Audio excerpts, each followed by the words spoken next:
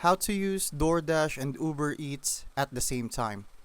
I'm going to tell you how to use DoorDash and UberEats at the same time, especially if you're trying to maximize your income as a delivery driver.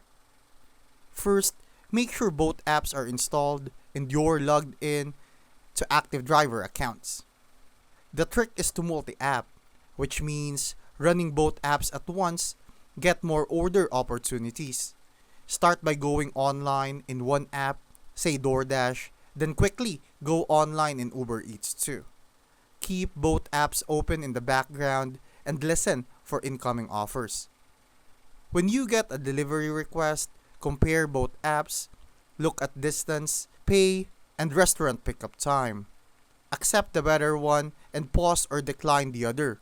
If the orders are close together, same route or same restaurant, you can stack them, but only if you're confident you won't be late.